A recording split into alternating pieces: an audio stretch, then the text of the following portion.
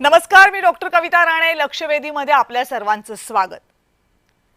बढती किंवा प्रमोशन हे शब्द ऐकले की चेहऱ्यावर एकदम हास्य फुलतं ना. आपली बढती आणि प्रमोशन झाल्यावर तर आनंद होतोच होतो, पण दुसरं कुणाचं झालं हे कळलं तरी आपल्या चेहऱ्यावर आनंद होतो ना. म्हणजे हे शब्द जणू काही काहीतरी पॉझिटिव्ह एनर्जी घेऊन येतात. पण हे सगळं कुणासाठी खरं आहे? हे सगळं नोकरदारांसाठी खरं आहे. जे नोकऱ्या करतात, बढतीची वाट पाहतात त्यांच्यासाठी खरं आहे. राजकारणात जर तुम्ही बढती आणि प्रमोशन हे शब्द उच्चारलेत ना, तर त्याचं वास्तव काहीतरी वेगळंच असतं. म्हणजे असं की तुम्ही चांगलं काम केलं किंवा तुमच्या बॉसची तुमच्यावर चांगली मर्जी आहे म्हणून तुम्हाला बढती मिळेल. पण राजकारणात तसं नसतं. राजकारणामध्ये तुम्ही एखादं असं काम केलं की ज्याच्यामुळे तुम्हाला पदावरून काढून टाकायला लागलं, तुमच्या वरिष्ठांची तुमच्यावर खपामर्जी झाली, तरीही काही फरक पडत नाही. फक्त काही दिवस शांत बसायचं आणि मग तुम्हाला फक्त तुमचं पद नाही परत मिळत, बढती मिळते. आता तुम्ही म्हणाल हे मी कुणाच्या बाबतीत म्हणतेय? हे मी म्हणते सूरज चव्हाणांच्या बाबतीत. नाव लक्षात आहे ना? फक्त काही दिवसांपूर्वी राष्ट्रवादी काँग्रेसच्या प्रदेशाध्यक्षांच्या पत्रकार परिषदेत थेट मारहाण करणाऱ्या, कॅमेऱ्यांसमोर थेट एका व्यक्तीला मारहाण करणाऱ्या सूरज चव्हाणांवर टीका झाली आणि म्हणून त्यांना राष्ट्रवादी काँग्रेसमधल्या त्यांच्या पदावरून काढून टाकण्यात आलं. 22 जुलैला घडलं होतं हे सगळं. त्याच्यानंतर महिनाही झालेला नाहीये आणि सूरज चव्हाणांना आज राष्ट्रवादी काँग्रेसच्या सरचिटणीस पदाच्या नियुक्तीचं पत्र त्याच पक्षाच्या त्याच वरिष्ठांकडून देण्यात आलं. मग आता प्रश्न उपस्थित होतोय की राजकारणामध्ये प्रमोशनचे, बढतीचे निकष नेमके काय असतात? म्हणजे राजकारणामध्ये तुम्ही जर एखाद्या वादामध्ये अडकलात तर तुम्हाला बढती मिळणार हे पक्क मानायचं का आता? बरं, हा एक नाहीये. हे झालं राष्ट्रवादीचं समजा अंतर्गत प्रकरण. आता नवाब मलिकांचं उदाहरण घ्या. नवाब मलिक हे राष्ट्रवादी काँग्रेसचे नेते. मागच्या सरकारमध्ये जेव्हा नवाब मलिक आमदार होते तेव्हा काही काळासाठी त्यांना तुरुंगात जावं लागलं. मग नवाब मलिक तुरुंगातनं बाहेर आले. पण जेवढा काळ ते तुरुंगात होते तेवढ्या वेळामध्ये एक गोष्ट घडली. राष्ट्रवादी काँग्रेसचे दोन भाग झाले. नवाब मलिक जेव्हा बाहेर आले त्यावेळेस ते कुणाकडे जाणार असा प्रश्न होता आणि त्यांनी अजित पवारांची साथ देण्याचं ठरवलं आणि ते विधिमंडळामध्ये येऊन बसले. पण नवाब मलिक यांना भाजपनं जोरदार विरोध केला. कारण काय? तर नवाब मलिक यांचं नाव हे दाऊदच्या संपत्तीशी प्रकरणामध्ये जोडलं गेलं होतं. त्यामुळं खुलं पत्र एक अजित पवार यांना पाठवलं देवेंद्र फडणवीसांनी की नवाब मलिक यांना सोबत घेऊ नये म्हणून.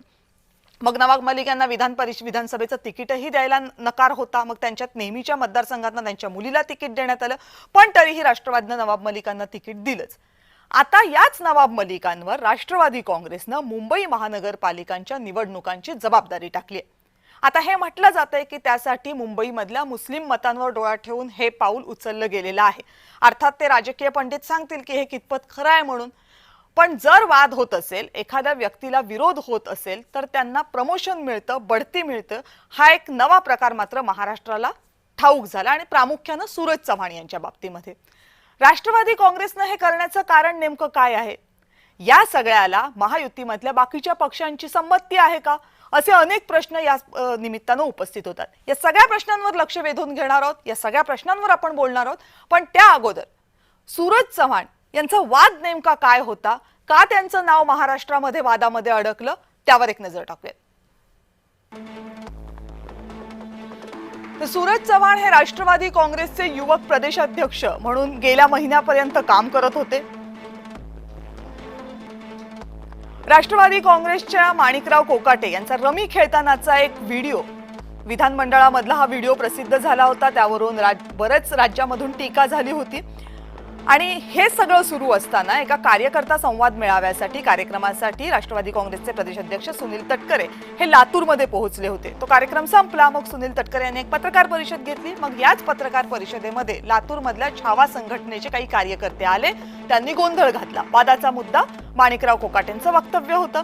मग छावा संघटनेच्या विजय घाडगेंनी तटकरेंसमोर पत्ते फेकले. कारण माणिकराव कोकाटे हे रमीचा डाव मोबाईलवर खेळत असतानाचा व्हिडिओ प्रसिद्ध झाला होता. याचा भयंकर राग आला सूरज चव्हाणांना. तेही तिथे होते. त्यांनी पत्रकार परिषदेनंतर घाडगेंना जोरदार मारहाण केली. अनेक पत्रकार उपस्थित होते, कॅमेरे सुरू होते, पण सूरज चव्हाणांना कशाचीही भीती वाटली नाही. त्यांनी मारहाण केली. माध्यमांच्या समोर ही मारहाण झाल्यानंतर सूरज चव्हाण यांच्यावर टीका झाली आणि मग सूरज चव्हाण यांची पक्षाच्या त्यांच्या पदावरून हकालपट्टी करण्यात आली. वाटलं होतं की आता सूरज चव्हाण यांच्या कारकिर्दीला ब्रेक लागेल, पण तसं झालं नाही, कारण आज राष्ट्रवादी काँग्रेसनं सूरज चव्हाण यांना थेट पक्षाचं सरचिटणीस केले.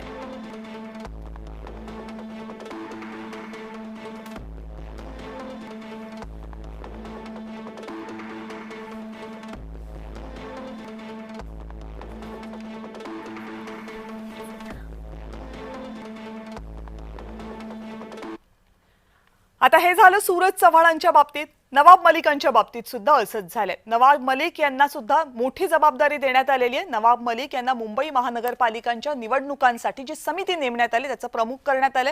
नवाब मलिक यांच्यासोबत जिशान सिद्दीकी आणि स्वतः त्यांच्या कन्या सना मलिक, ज्या सध्या राष्ट्रवादी काँग्रेसच्या आमदार आहेत, त्यांचीही नियुक्ती करण्यात आलेली आहे. या सगळ्यांकडे मुंबई महानगरपालिकेची जबाबदारी असेल. आता या पदाकडे का लक्ष दिलं? या पदाकडे लक्ष यासाठी जात आहे कारण मुंबई महानगरपालिका ही येणाऱ्या स्थानिक स्वराज्य संस्थांमधल्या महानगरपालिकांमधली सगळ्यात महत्त्वाची महानगरपालिका असेल. महायुती कदाचित एकत्रितपणे मुंबईमध्ये या सगळ्यासाठी सामोरं जाईल या निवडणुकांसाठी. जर तसं झालं तर सीट शेअरिंग करताना, जागांचे वाटप करताना नवाब मलिक हेच राष्ट्रवादी काँग्रेसचा मुंबईमध्ये प्रमुख चेहरा असतील. मग या नवाब मलिक यांच्यासोबत चर्चा होणार का? नवाब मलिक हे राष्ट्रवादी काँग्रेसतर्फे प्रचारामध्ये प्रमुख चेहरा असतील. मग भाजप आणि शिवसेनेचे नेते राष्ट्रवादी काँग्रेसच्या या नेत्याला सोबत घेणार का, असेही प्रश्न उपस्थित होत आहेत. या सगळ्या प्रश्नांबद्दल आपण चर्चा करणार आहोत आणि त्यासाठी माझ्या सोबत आहेत काँग्रेसचे प्रवक्ते कपिल ढोके. कपिलजी नमस्कार, स्वागत आहे आपलं. नमस्कार. नमस्कार. राष्ट्रवादी काँग्रेसच्या प्रवक्त्या वैशाली नागवडे आपल्या सोबत आहेत. ताई नमस्कार, आपलंही स्वागत. नमस्कार. नमस्कार.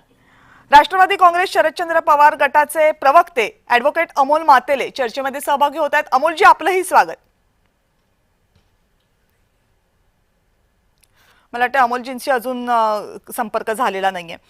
छावा संघटना, ज्या संघटनेच्या विजय घाडगेंना मारहाण झाली होती, त्याचे केंद्रीय अध्यक्ष नानासाहेब जावळे हे सुद्धा चर्चेत सहभागी होतात. नानासाहेब आपलंही स्वागत. नमस्कार.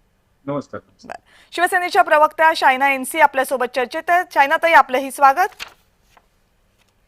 आणि ठाकरे गटाचे प्रवक्ते अखिल चित्रे स्टुडिओमधून माझ्यासोबत आहेत. अखिलजी नमस्कार, आपलंही स्वागत. बऱ्याच दिवसांनी लक्षवेधीमध्ये आपलं आगमन झालंय.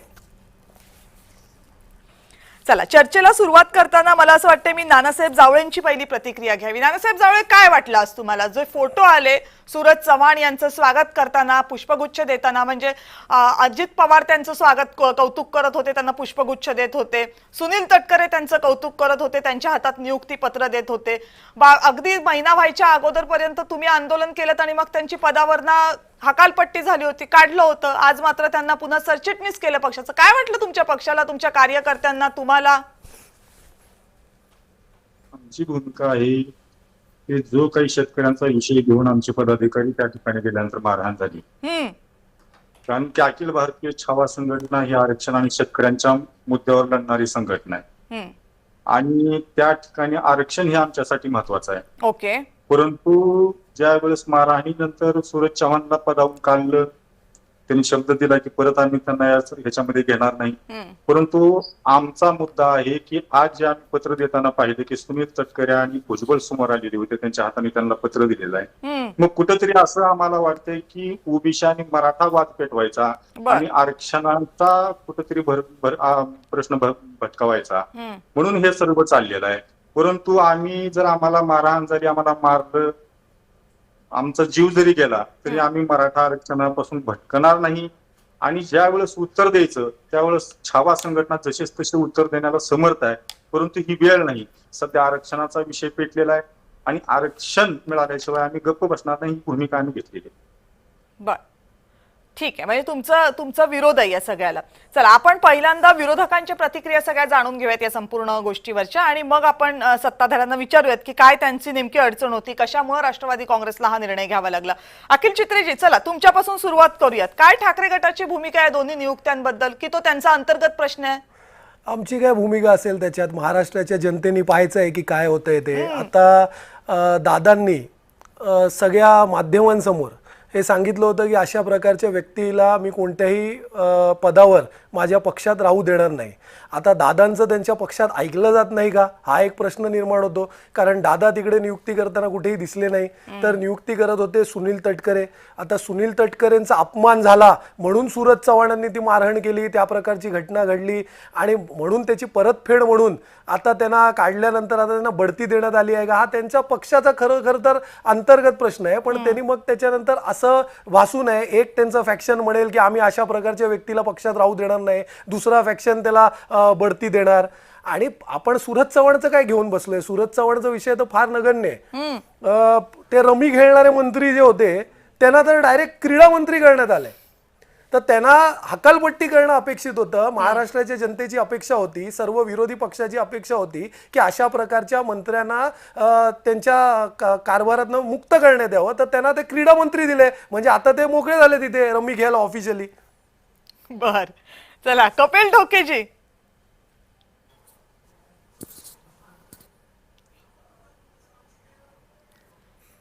कपिलजी, आवाज येतोय माझा?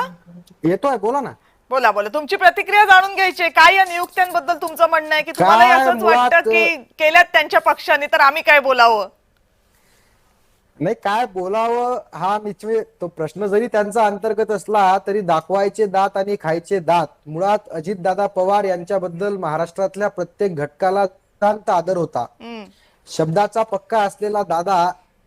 आज दोन गोष्टी प्रामुख्याने वाटतात की एक तर दादांच्या पक्षात कोणी ऐकत नसेल, दादांच्या पक्षात प्रभाव राहिलेला नसेल, दादांना बदनाम करणाऱ्या गोष्टी काही लोक सातत्यानं करतात, किंवा मग दादांनी सुद्धा भाजपच्या लोकांसोबत त्यानंतर एकनाथ शिंदे गटाच्या लोकांसोबत जाऊन आपली नीतिमत्ता आपल्यातला जो बाणेदारपणा होता तो कमी केलाय की काय, अशा पद्धतीची शंका माझ्यासारख्या कार्यकर्त्याला या ठिकाणी प्रामुख्याने येते. मुळात शेतकऱ्यांच्या प्रश्नांवर आंदोलन करणाऱ्या सगळ्यात पहिले संताप आपल्याला काय येत नव्हता का हो? माणिकराव कोकाटेंसारखा निर्लज्ज माणूस एक मिनिट कपिलजी, मला असं वाटतं की मी तुम्हाला पुन्हा विनंती करते की आपण शब्द जपून वापरूयात. ते मंत्री पदावर आहेत आता, नसतील जरी मंत्री पदावर तरी फरक पडत नाही. पण ठीक आहे ताई, एखाद्या माणसाला आता मला सांगा, ज्याला कुठलीही लाज नाही अशा माणसाला काय म्हटलं पाहिजे? तुम्ही शब्द सांगा बरं.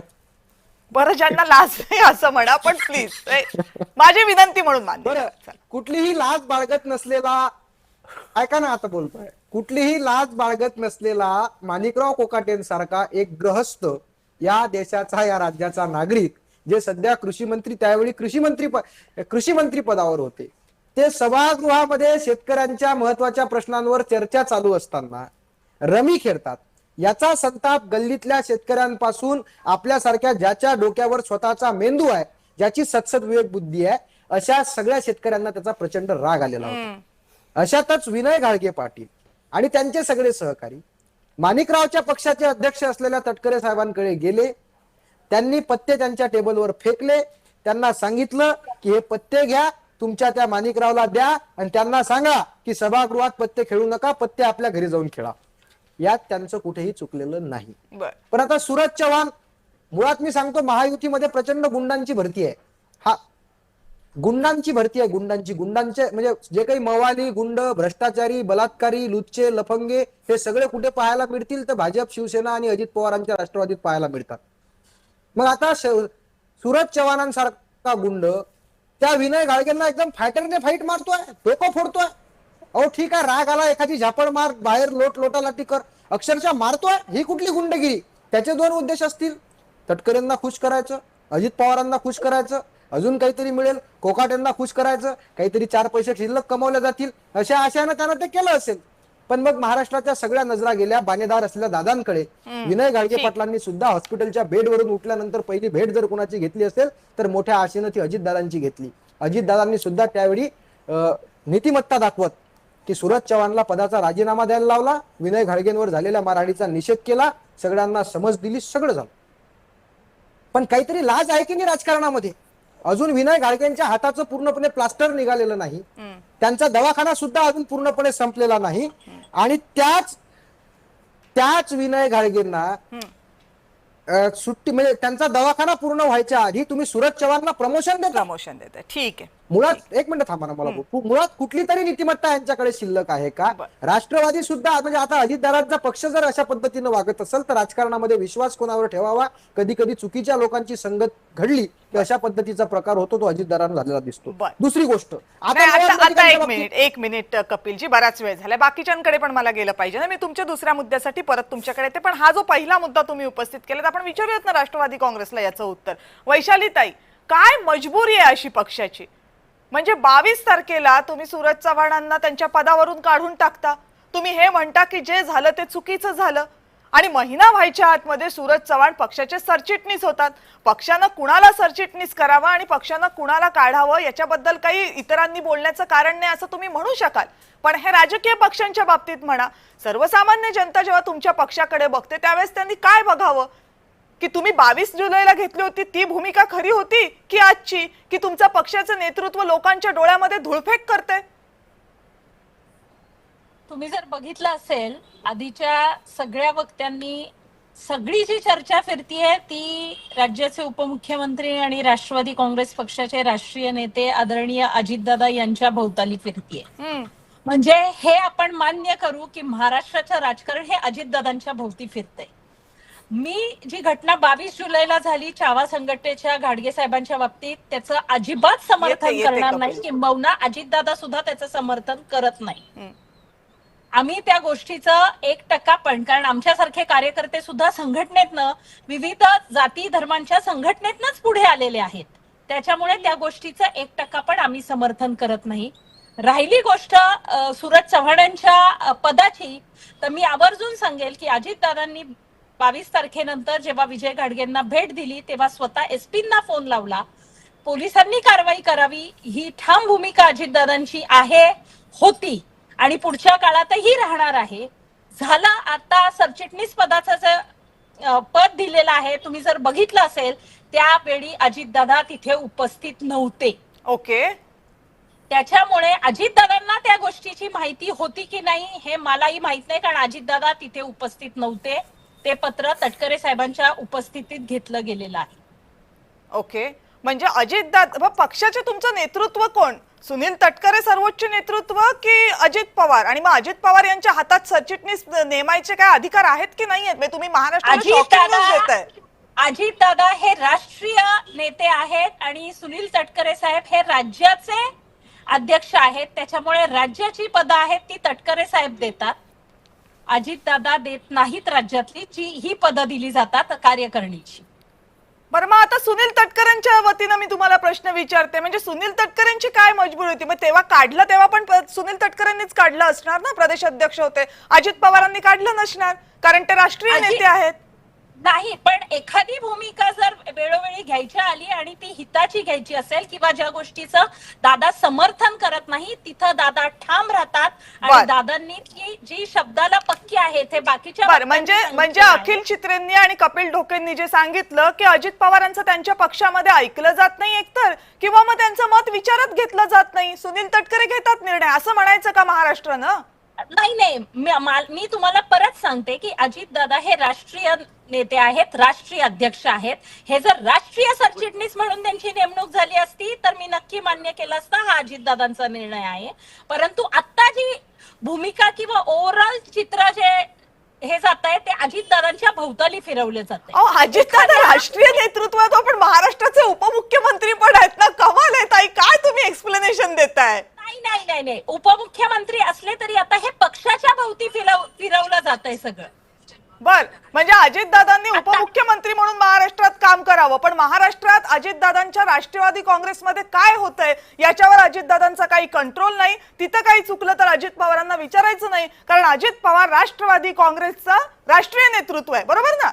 नाही, मी तुम्हाला काय म्हणतेय ते ऐका. मी असं म्हणतेय की जी भूमिका दादांनी 22 जुलैला घेतली होती त्या भूमिकेवर दादा ठाम आहेत. दादांनी सांगितलंय पोलिसांनी चौकशी करावी आणि जी काही शिक्षा आहे ती जो कोणी आरोपी किंवा ज्या कोणी चुका केलेल्या आहेत त्यांना ती मिळालीच पाहिजे, ही दादांची पहिल्या दिवशीची भूमिका आहे, आजही ती भूमिका आहे. राहिला पक्षातल्या पदाचा विषय, तर तुम्ही जर बघितलं असेल की अनेक पक्षामध्ये अनेक घडामोडी होतात आणि घडामोडी होत असताना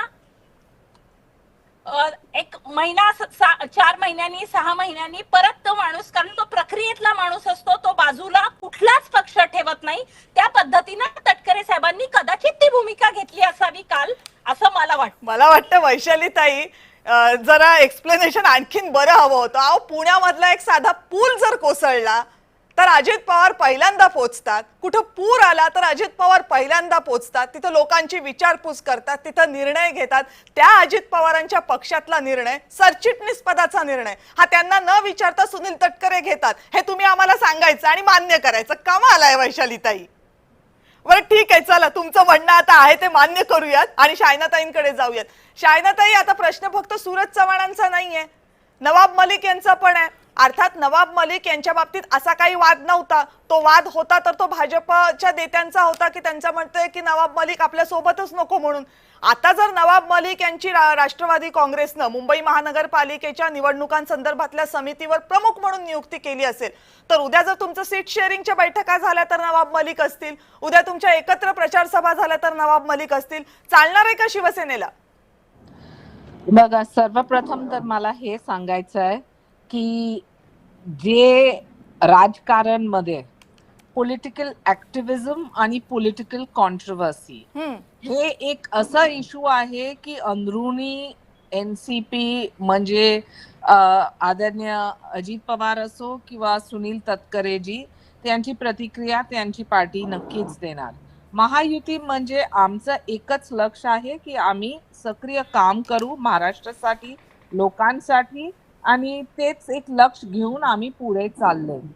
मोठे मोठे संघटनांमध्ये जेव्हा तुम्हाला वाटलं की काय कॉन्ट्रोवर्सी असो किंवा असॉल्ट असो किंवा एक आरोप असो, ते आरोपला सिद्ध केलं आणि ते निर्णय त्यांचं पक्षनी घेतलं, तेच मला सांगायचं आहे.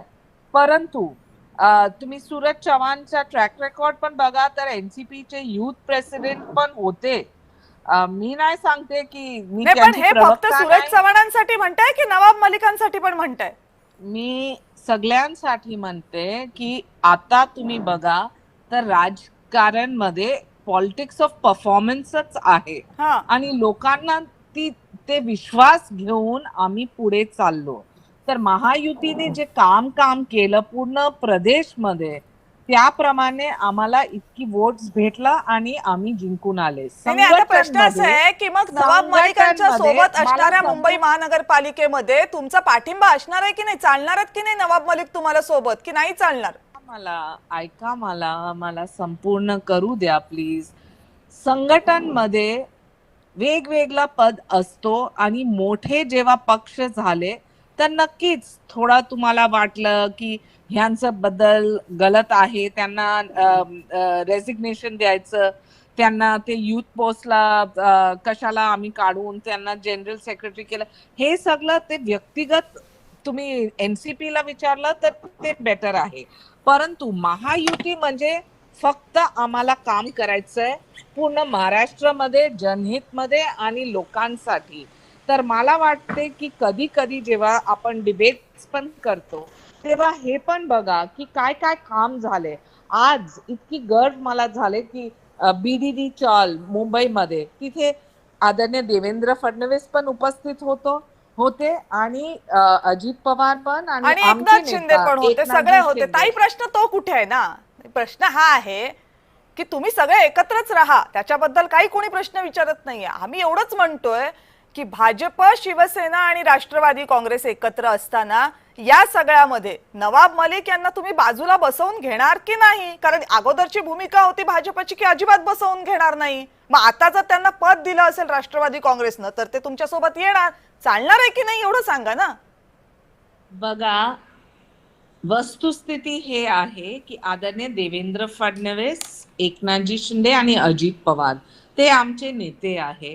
तेच ठरवणार की स्थानिक स्वराज असो किंवा म्युनिसिपल कॉर्पोरेशन असो, काय आम्ही पुढे जाऊन करणार, काय आहे आमचे ऍक्टिव्हिटीज, काय आहे आमचे सोशल कॉजेस, काय आहे आमचे प्रश्न गुड गव्हर्नन्स साठी महाराष्ट्रामध्ये. देवेंद्र फडणवीसांनीच पत्र लिहिलं होतं ताई, देवेंद्र फडणवीसांनीच एक पत्र लिहिलं होतं अजित पवारांना आणि सांगितलं होतं की नवाब मलिकांना सोबत घेऊ नका म्हणून. ते पत्र देवेंद्र फडणवीसांनी ट्विट सुद्धा केलं होतं, त्यामुळे ते सगळ्यांच्या समोर आहे. त्यामुळे तुमच्या नेत्यांनी घेतलेली भूमिका तीच आहे की बदलले, एवढंच विचारायचंय आम्हाला.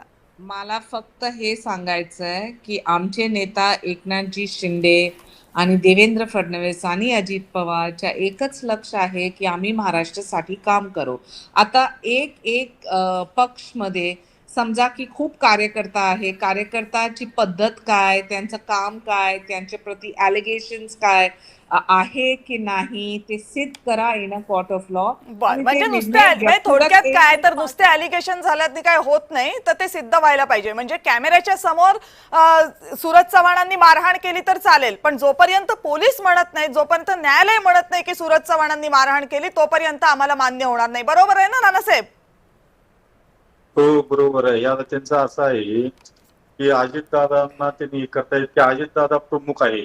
आपण जसे कुटुंबाच्या प्रमुखाला विचारतो तसे ते सरकारमधले सुद्धा प्रमुख आहेत आणि त्या प्रमुखांनी योग्य भूमिका घेतली पाहिजे. आपल्या पक्षातील त्यांच्याच पक्षातील लोक जर लोकशाही मार्गाने निवेदन द्यायला गेलेले असताना त्या ठिकाणी बेदम मारहाण केली जाते आणि दादा त्याच माणसाला वारंवार परत संरक्षण देतात, परत पदोन्नती त्यांच्या पक्षामध्ये करतात. त्यांचा प्रश्न आहे, परंतु समाजामध्ये आणि शेतकऱ्यांच्या मुलाला मारलं. खरं तर छावा संघटना म्हणजे शेतकऱ्यांची संघटना आहे, म्हणजे आज शेतकऱ्यांच्या प्रश्नावरच मार आहे. कुठंतरी हा आवाज उठवतो त्यांचा आवाज दाबण्याचा हा प्रयत्न आहे. आज इतका मोठा आरक्षणाचा विषय पेटलेला आहे आणि जर भुजबळांना समोर करून मराठा ओबीसी तुम्हाला वाद पेटवायचा आहे का कोणी सूरज चव्हाणच्या नावाखाली? परंतु हा वाद आम्ही भटकू देणार नाही. योग्य वेळी आम्ही सूरज चव्हाणला त्याची जागा दाखवून देऊ की आज आम्हाला मारलं जरी असलं तरी आम्ही शांत जरी असलो तरी छावा ही गप्प बसणारी संघटना नाही. ज्या त्या वेळेस योग्य वेळी उत्तर दिलं जाईल ही आमची पुढची भूमिका आहे. परंतु दादांनी स्वतः ह्याच्यामध्ये लक्ष घातलं पाहिजे की तुमच्या पक्षातले आज त्यांचे प्रतिनिधी म्हणतायत की दादांना ह्याच्यामधलं काही माहिती नाही, तटकरेंनी नियुक्ती केली. मग तटकरे आणि भुजबळ हे दोघं मराठा आणि ओबीसी वाद लावत आहेत का? म्हणून कुठेतरी हा विषय भटकवण्याचा चाललेला आहे. परंतु हा विषय आम्ही हा मुद्दा महत्वाचा आहे की मराठा आणि ओबीसी हा वाद सुरू करण्याचा प्रयत्न आहे का, हा मुद्दा विचारूयात ना आपण वैशालताईंना. पण त्या अगोदर अखिल चित्रेजी, तुम्हाला मगापासून काहीतरी प्रश्न विचारायचा आहे, बोला. काय नाही, आता शायनाजी असं म्हणाल्या की फक्त मियर ॲलिगेशन्समुळे कोणाला दूर ठेवता येत नाही राजकारणात वगैरे वगैरे वगैरे. त्याचा पाढा मी आता काय वाचत नाही, पण ॲलिगेशन्स कोणी केले होते? भारतीय जनता पक्षाने केले होते, एकनाथ शिंदेच्या पक्षातल्या लोकांनी केले होते. त्यांचं असं म्हणणं होतं की ते पहिलं तर आपण अजून इतिहासात जाणार तर ते जे काय शिवसेनेतनं बाहेर पडून एक दुसरी शिवसेना स्वतःच्या ताब्यात घ्यायचा जो प्रयत्न केला, तर काय पूर्ण जगासमोर सांगितलेलं की अजितदादा निधी देत नाही, अजितदादांबरोबर मांडी लावून आम्ही बसू शकत नाही. पहिला तो एक इतिहास झाला, लोक विसरलेत म्हणून परत सांगतोय. त्याच्यानंतर आता दुसरा इतिहास यांचा असा आहे की ह्यांचे किरीट सोमय्या असतील, हे महायुतीत आहेत ना म्हणून सांगतोय, सगळे एकत्र आहेत. हां, तर ह्यांनी आरोप केले, 11 लोकांची लिस्ट बनवली की कोण कोण जाणार म्हणजे कुठे जाणार, ते नक्की गेले कुठे? ह्यांच्या पक्षात. आणि ह्यांच्या पक्षात गेल्यानंतर ते मियर ॲलिगेशन झाले. केले कोणी होते? तुम्हीच केले होते. बिनबुडाचे आरोप जर ते असतील ना, तर इतक्या मोठ्या भयानक प्रकारचे आरोप जे काय केले ना ते तुम्हीच केले. तुम्हीच तुमच्या गिरेवांमध्ये झाकून जरा बघा की तुम्ही काय केलं ते. आणि तुम्ही आता महाराष्ट्राच्या जनतेला दिशाभूल करताय. तुम्हाला जो काय मिळालेल्या मॅन्डेटबद्दल बोलताय त्याच्याबद्दल नाही बोललेलंच बरं आहे, कारण गेल्या 2-4 दिवसापासून जे काय चालू आहे, इलेक्शन कमिशनला जो काय प्रश्न विचारण्यात येत आहे, जे काय याद्या बाहेर येत आहेत, जे काय पुरावे बाहेर येत आहेत, त्याच्यावरती अजून कोणत्याही प्रकारचं उत्तर महाराष्ट्राच्या जनतेला अजून मिळालेलं नाहीये. म्हणून यांनी इतकं छातीठोकपणे त्यांना मिळालेला मॅन्डेटचा दाखला देऊन जे मनाला येईल ते करू नये. आणि बीडीडी चाळचं बरं झाला या चॅनलच्या माध्यमातून, खरा हा टॉपिक डिबेटचा हा नव्हता, पण शायनाजींनी तो विषय काढला. तर सन्माननीय आदित्यजी ठाकरे यांच्या संकल्पनेतनं तो जो काय बीडीडी चाळीतला प्रकल्प पूर्ण झाला, जो वारंवार त्यांनी पाठपुरावा करून तो प्रकल्प पूर्ण केला, हा जो काय स्वप्न होतं ते आदित्य ठाकरेंचं होतं, ते आज पूर्ण झालेलं आहे. मराठी माणूस मुंबईमध्येच एका मोठ्या घरात हा गेलेला आहे आज, त्याबद्दल आम्हाला सगळ्यांना आनंद. ठीक आहे. शायनाताई, तुमच्यासाठीचा प्रश्न आहे. मला वाटतं तुम्ही थोड्या वेळासाठी थ्रू नव्हता, तो प्रश्न मी तुम्हाला विचारते, पण त्याच्या अगोदर कपिलजींचं म्हणणं ऐकून घेऊयात. कपिलजी, मगाशी तुम्ही इशारा केला होता, तुम्हाला बोलायचं, वैशालताई बोलत होते तेव्हा. कोणाचा आवाज चालू आहे का बाजूला? नाही. मुळात मुळात वैशालीताईंचं विश्लेषण मी त्या ठिकाणी प्रामुख्याने ऐकत होतो. त्या सांगत होत्या की हे सगळं तटकरे साहेबांनी केलेलं आहे, दादांना यातलं काही माहिती नाही, राजीनामा घेणे, राजीनामा देणे, पद देणे, पद वाटणे, ह्या सगळ्या जबाबदाऱ्या दादांकडे असतात. मी नेहमी दादांकडून ऐकलंय. काल सुद्धा मला दादांचे एक जवळचे आणि आमचे दादांचे नातेवाईक आणि माझे सुद्धा नातेवाईक आहेत, ते भेटले होते. ऍडव्होकेट समीर मोरे. ते दादांच्या स्वभावाबद्दल इतकं पोटतिडकीनं त्या ठिकाणी आम्हाला सांगत होते की दादा शब्दाचा पक्का आहे. दादाचं इत्यंभूत म्हणजे पक्षातल्या शिपायापासून तर पक्षाच्या सर्वोच्च पदापर्यंतच्या माणसावर, म्हणजे पक्षाच्या ऑफिसमध्ये शिपायाची नोकरी करणाऱ्या माणसापासून तर सर्वोच्च पदावर असणाऱ्या पदाधिकाऱ्यांपर्यंत सगळ्यांवरती दादांचं लक्ष असते. मुळात यांनी कोणा गुंडाला पद दिलं का, यांनी कोणा भ्रष्टाचाराला पद दिलं का, आमचा काही आक्षेप नाही, आम्हाला काही त्यावर बोलण्याचा अधिकार नाही. पण एखाद्या विषयावर जर चर्चा होत असेल तर आपली भूमिका मांडणं आमचं कर्तव्य आहे. आता नवाब मलिकांना तुम्ही परत म्हणजे देवेंद्र काय तू रडल्यासारखं कर, मी मारल्यासारखं करतो, अशा पद्धतीची या सगळ्या लोकांची भूमिका आहे. देवेंद्र फडणवीस, नवाब मलिक ज्यावेळी अजितदादासोबत बाकावरती येऊन बसले त्यावेळी देवेंद्र फडणवीसांनी लिहिलेलं पत्र सगळ्यांनी पाहिलं, त्यांच्या तिकिटाला झालेला विरोध पाहिला. पण आता मुंबई महानगरपालिका जर जिंकायची असेल तर मुंबईतलं स्थानिक नेतृत्व पाहिजे. त्या ठिकाणी नवाबबाईंशिवाय पर्याय नाही. म्हणून फक्त निवडणुकीच्या मतांच्या राजकारणासाठी जर नवाब मलिकांसारख्या आरोप असणाऱ्या माणसांवर, ज्यांच्यावर आरोप त्यांनीच केलेले आहेत, त्यांना जर तुम्ही जबाबदारी देत असाल आणि त्याचं स्वागत शायना एनसी मॅडम सहित सगळे लोक जर करत असतील तर हे सगळ्यात मोठी शोकांतिका आहे. ठीक आहे. आता त्यावेळी आशिष शेलार ओरडून, भाजपचं कोणी मला दिसत नाही चर्चेत, पण आशिष शेलार त्यावेळी ओरडून बोलत होते, नवाब मलिकांवर आरोप करत होते. देवेंद्र फडणवीस त्यावेळी नवाब मलिकांवर आरोप करत होते, आंदोलन करत होते. आता आशिष शेलार आणि नवाब मलिक एकत्र बैठकांना बसणार आहेत का हे पाहणं उत्सुकतेचं ठरेल. देवेंद्र फडणवीस आता नवाब मलिकांबद्दल उद्या जरी काही भूमिका घेतात का हे पाहणं महत्वाचं ठरेल. आणि राहिला प्रश्न सूरज चव्हाणांच्या बाबतीत, अशी काय खुंटी अटकलेली आहे, आमच्या ग्रामीण भाषेत शब्द आहे खुंटी अडकलेली आहे. म्हणजे असं काय अडलेलं आहे की सूरज चव्हाणला तुम्हाला प्रवाहात घेतल्याशिवाय पर्याय नाही. हे प्रकरण जर कविताजी आपण योग्य दिशेनं नेलं ना, अनेक नेत्यांचे धागेदोरे सुद्धा आज समोर येऊ शकतात की एक गुंड असलेला सूरज चव्हाण याला आपल्या पक्षाची प्रचंड बदनामी होत असताना सुद्धा, समाज भडकलेला असताना सुद्धा सोबत घेणे, त्याला प्रवाहामध्ये ठेवणे, अशी काय जबाबदारी आहे. आणि दादांचं त्याच्यात लक्ष नाही, दादांना माहित नाही, हे मला काही पटणार नाही. ठीक आहे. आणि हा गंभीर विषय आहे. तुम्ही जे म्हणताय ते दोन्ही मुद्दे बरोबर आहेत. फक्त तो एका गोष्टीचं एक्सप्लेनेशन मला तुम्हाला द्यावं लागेल. तुम्ही असं म्हटलं की भाजपचं कुणी या चर्चेमध्ये दिसत नाही, तर आम्ही भाजपच्या प्रवक्त्यांना या चर्चेमध्ये सहभागी होण्याचं निमंत्रण दिलं होतं. बऱ्याचशा प्रवक्त्यांना आम्ही संपर्क साधला होता. काही जणांनी कार्यक्रमामध्ये यायला असमर्थता दर्शवली त्यांच्या वेगवेगळ्या वैयक्तिक कारणांमुळे, तर काही जणांनी हा राष्ट्रवादी काँग्रेसचा अंतर्गत प्रश्न आहे, यामध्ये आम्ही काय बोलणार असं म्हणून या चर्चेमध्ये सहभागी व्हायला नकार दिला. त्यामुळे हे फक्त सांगायचं मला की आम्ही भाजपच्या प्रवक्त्यांना संपर्क केला होता, पण ते या चर्चेमध्ये सहभागी झालेले नाहीयेत. म्हणजे असं नको व्हायला की आमच्याकडनंच आम्ही भाजपच्या प्रवक्त्यांना किंवा भाजपची बाजू मांडायला बोलवलं नाही म्हणून. आता जाऊ देत ना कपिलजी, जाऊ दे.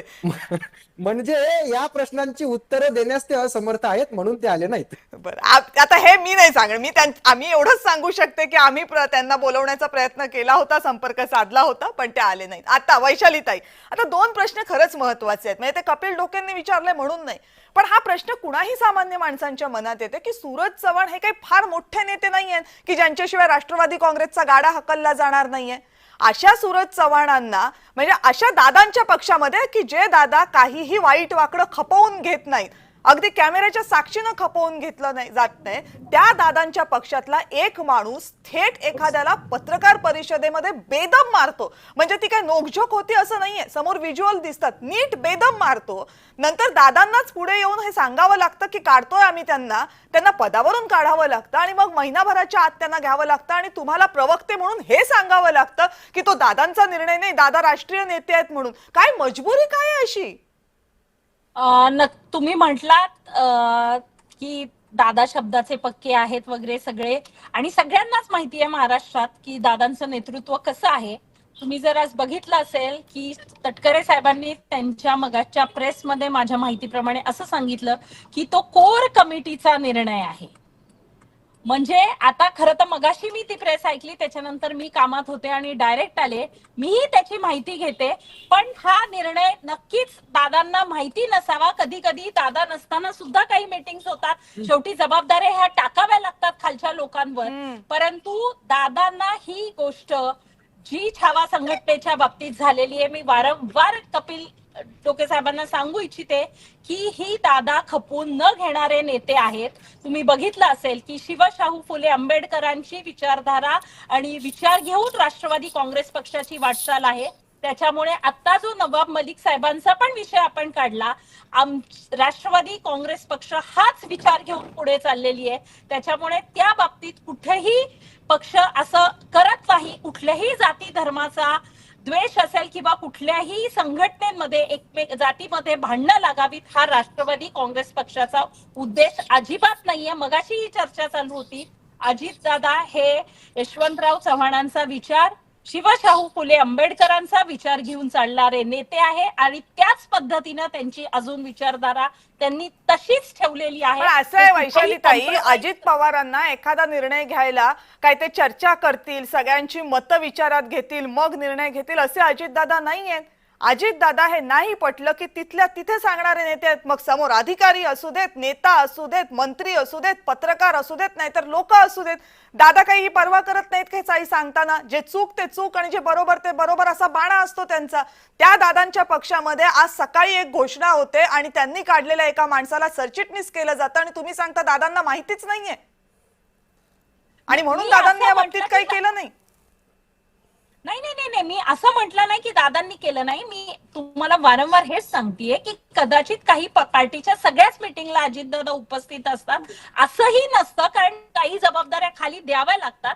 एखादा पक्ष आणि दादा तुम्ही म्हणल्याप्रमाणे महाराष्ट्राचे उपमुख्यमंत्री सुद्धा आहेत, त्याच्यामुळे जास्ती वेळ त्यांचा मंत्रालयात जातो. पण ही गोष्ट आपण जी म्हणताय ती अजिबात नाही. कुठल्याही जाती धर्मांमध्ये भांडण लावायचा राष्ट्रवादी काँग्रेस पक्षाचा किंवा अजितदादांचा 1% सुद्धा विषय ह्याच्यात नाही.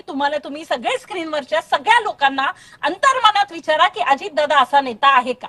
नाही, मग प्रश्न तोच आहे ना की जर तसं नसेल तर त्यांचा तर ज्यांना मारहाण झाली त्या संघटनेचं म्हणणंच आहे की मराठा ओबीसी वाद लावण्यासाठी सूरज चव्हाण यांना परत घेतलं. विरोधकांचं म्हणणं हेच आहे की नवाब मलिक यांना आधी आरोप केले आणि आता मुस्लिम मतं हवीत म्हणून नवाब मलिक हवे आहेत म्हणून.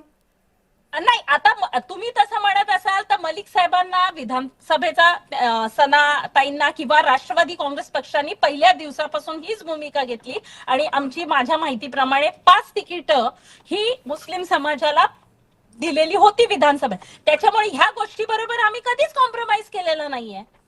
पण याच्यावर काय उत्तर आहे की नवाब मलिक जेव्हा सुटून पहिल्यांदा विधिमंडळामध्ये आले होते तेव्हा देवेंद्र फडणवीस यांनी नवाब मलिकांच्या संदर्भात एक पत्र लिहिलं होतं ना अजित पवारांना, जे अजित पवारांकडे पोहोचण्याआधी माध्यमांकडे पोहोचलं होतं. आता शायनाताई म्हणाल्याप्रमाणे तो वरिष्ठांचा म्हणजे देवेंद्र फडणवीस साहेब असतील, एकनाथ शिंदे असतील किंवा दादा असतील, हा विषय त्या वरच्या पातळीवरचा आहे. बर, म्हणजे वरच्या पातळीवर एक निर्णय घेतात, खालच्या पातळीवर एक निर्णय घेतात आणि त्या दोन्ही निर्णयांचा पक्षामध्ये काही ताळमेळ नसतो.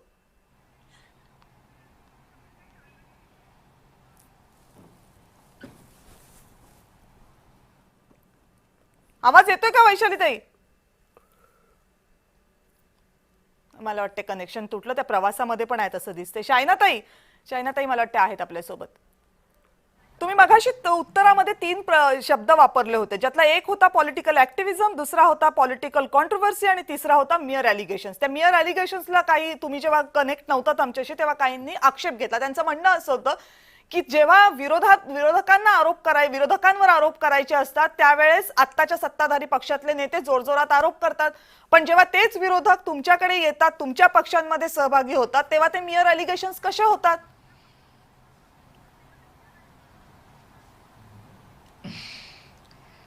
बघा, मी एनसीपीची प्रवक्ता नाही, मी आदरणीय एकनाथजी शिंदे आणि शिवसेनातर्फे माझी एक व्यक्तिगत रायमत आहे. बघा, जेव्हा हे ॲलिगेशन्स आणि हे कॉन्ट्रोवर्सी होते तर अजितदादांनी सूरज चव्हाणला रेझिग्नेशन पण घेतलं. यूथ लिडरशिपचे ते पद जे होते त्यांचं ते पण रद्द केलं. तर मला फक्त हे सांगायचं आहे की जेव्हा एक असॉल्ट असो किंवा एक आंदोलन असो किंवा एक कर्तृत्व असो, कोणता पण नेता असणार, तर त्याच्यावरती जजमेंट वरती तुम्ही आणि आम्ही इतकी वेळ देतात नाही आणि नाही ताई, मला त्याच्यापेक्षा जरा लेट मी आम्हाला करेक्ट. हा याच्यावर प्रश्न नवाब मलिकांसंदर्भात होता. नेता काय काय काम करतात मला काय टिप्पणी नाही करायचं त्याच्यावरती. ते त्यांचा अंदरुनी मामला आहे, त्यांचा पक्ष बघू द्या. नो नो नो ताई, आम्हाला प्रश्न फक्त असा आहे बघायचं की प्रश्न असा आहे की नवाब मलिकांवर असलेले आरोप याला तुम्ही मियर अलिगेशन्स म्हणणार का? नाही, मला काय प्रतिक्रियाच नाही द्यायचं त्याच्यावरती.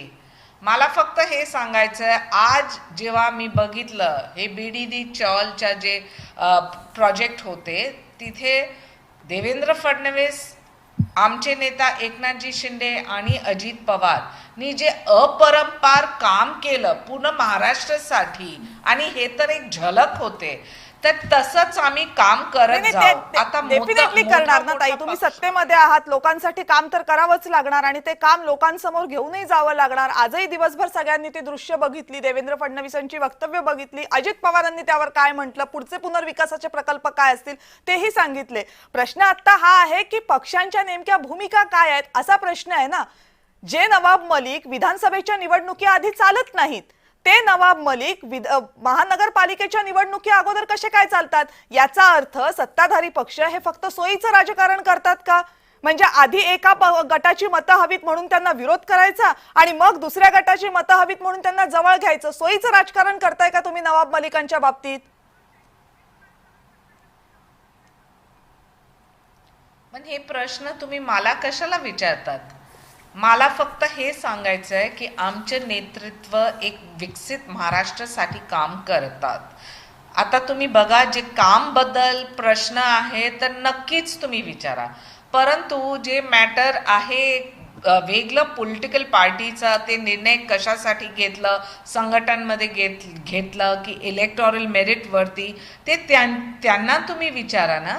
पण ते असं आहे ना ताई, ताई तुम्ही पक्षाच्या प्रवक्त्या आहात ना, मग पक्षाच्या निर्णयांबद्दल तुम्हाला नाही विचारणार तर आम्ही कुणाला विचारणार? सरकारचे निर्णय असतील तर आम्ही मंत्र्यांनाही विचारू, अधिकाऱ्यांनाही विचारू, पण हे तर पक्षाच्या बाबतीतले निर्णय आहेत, मग तर आम्ही तुम्हालाच विचारणार ना. तुम्हाला आज एक मी सल्ला देते, जे जे काम झाले महाराष्ट्रामध्ये त्याबद्दल पण चर्चा करा.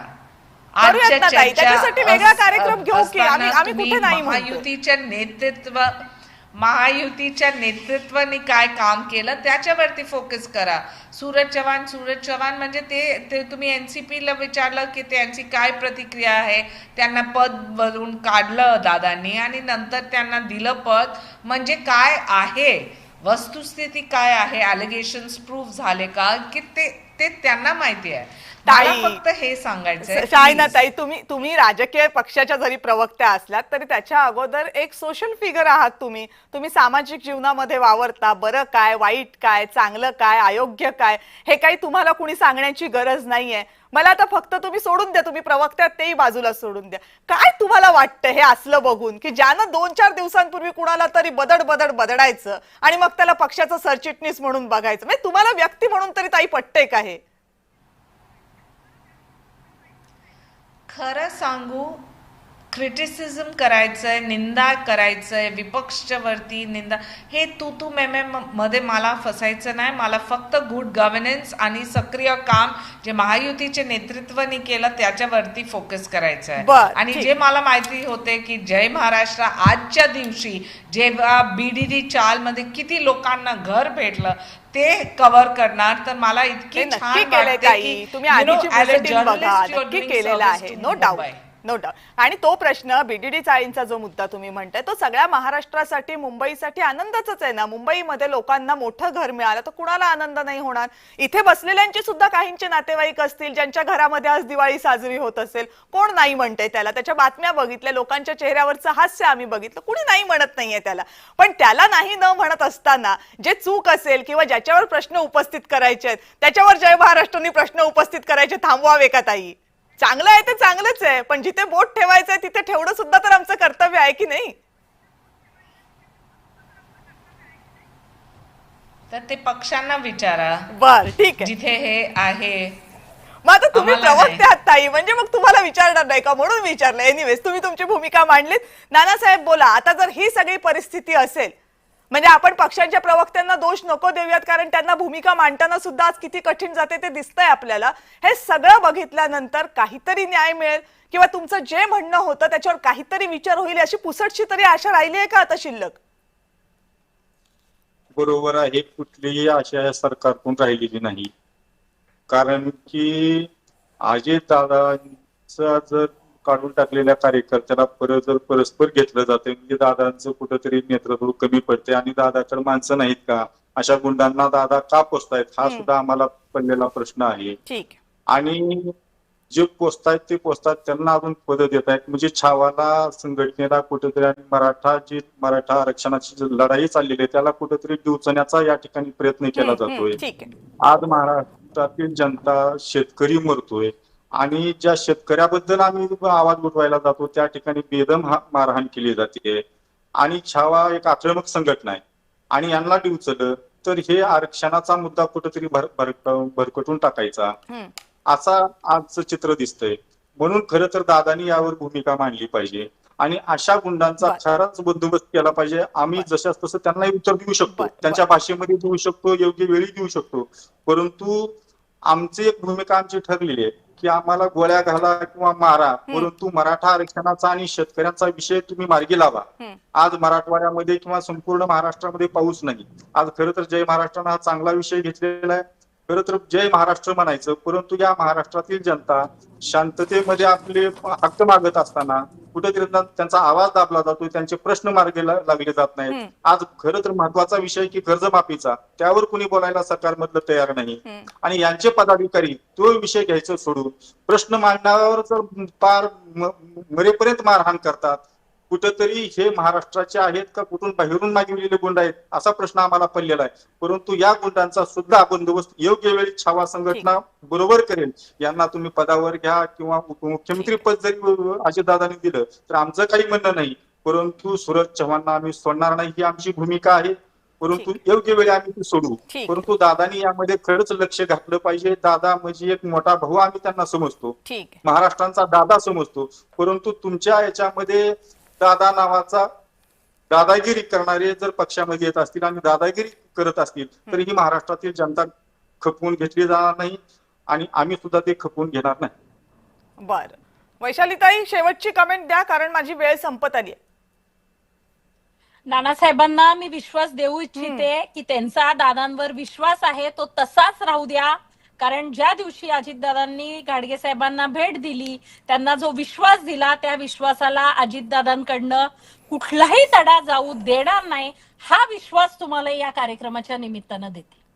बर, तुम्ही असं म्हणताय खरं, पण हे म्हणताना तुम्ही आम्हाला सांगताय की अजितदादांचं राज्यामध्ये काही लक्ष नाहीये, राज्यातल्या पक्षावर त्यांचं काही नियंत्रण नाहीये, कारण ते राष्ट्रीय पक्षात. खरं तर ताई मला माहिती नाही की आज ही लाईन का तुम्ही घेतलीत, पण ते सांगायला पाहिजे की ती फारशी पटणारी नाहीये. कारण अजितदादांसारखा माणूस जो राज्यावर कंट्रोल ठेवू शकतो तो माणूस आपल्या पक्षावर कंट्रोल ठेवू शकत नाही, हे मान्यच करणं कठीण आहे. या प्रश्नाचं उत्तर मात्र महाराष्ट्र शोधत राहील की सूरज चव्हाण यांच्यासारख्या मारहाण करणाऱ्या व्यक्तीला इतकी पदोन्नती देण्याचं नेमकं कारण काय. आणि मग प्रश्न उपस्थित होतो की राष्ट्रवादीमधले प्रमोशनचे पदोन्नतीचे निकष नेमके काय आहेत.